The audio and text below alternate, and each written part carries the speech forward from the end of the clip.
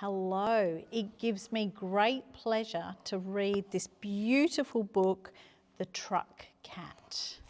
And this book is by Deborah Frenkel and Danny Snell. I have my little friend here. This is Tinka, and we'll hear all about Tinka in the story. Some cats are house cats. Some are apartment cats. Some cats live on farms and some live in the city. But Tinka was a truck cat. Tinka lived everywhere.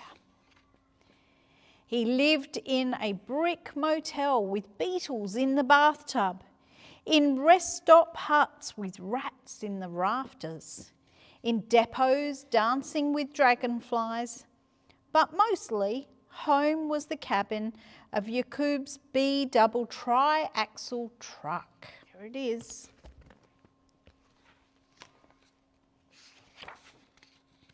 Jacaub drove the truck to make a living. He drove it all around the country, learning the strange new landscape on the way.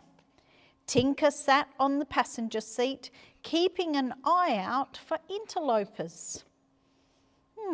I think Jacaub must come from a different country. He's learning all about the new landscape. In the truck, there were different things depending on the day. Sometimes apples, sometimes pears, sometimes lots and lots of eggs. Jacaub had to drive carefully because otherwise those eggs would get all scrambled. Look at the traffic. Driving very, very carefully. Other humans didn't always understand Jacaub, his jokes, his words, his silences. But Tinka knew when Jacaub was quiet, he was busy remembering. And that's when Jacaub was done, he would switch off the radio and hum tunes from his home country, or tell Tinka about the food his nana used to make way back. Tinka also had an old home full of mewling siblings.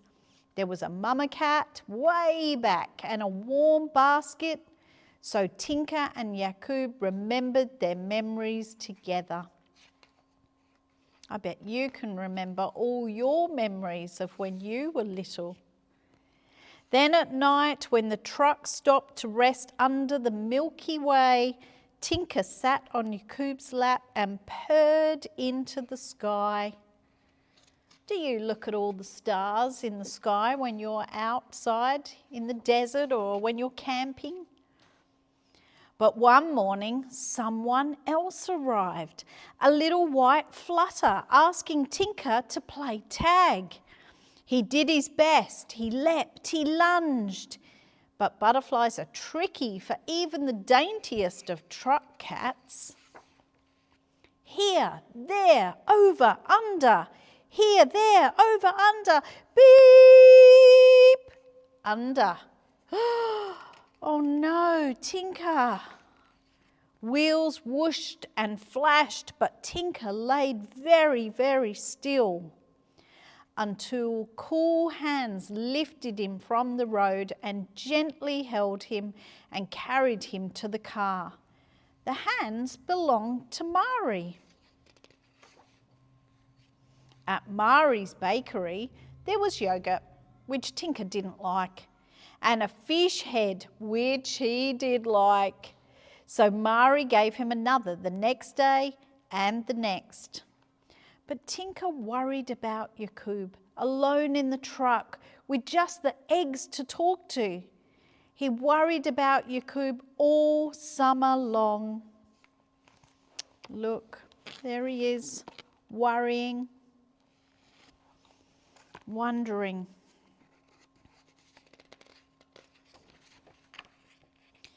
Jacaub worried too, from town to town and back again. Then one day he smelled something familiar.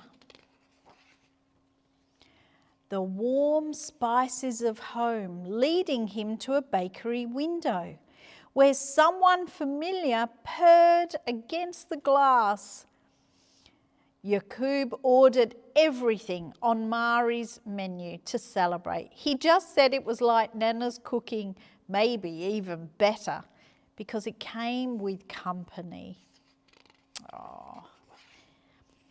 Lorikeets landed in the lemon tree and pigeons packed in the petunias, but Jacaub and Mari kept talking in the same language, and they were understanding each other. Tinka waited at the door to be let out, but he was not impatient whatsoever. They're just talking and talking. Now, Tinka isn't always a truck cat. Sometimes he's a bakery cat, sometimes a sofa cat, sometimes he's a picnic cat, and sometimes a train cat.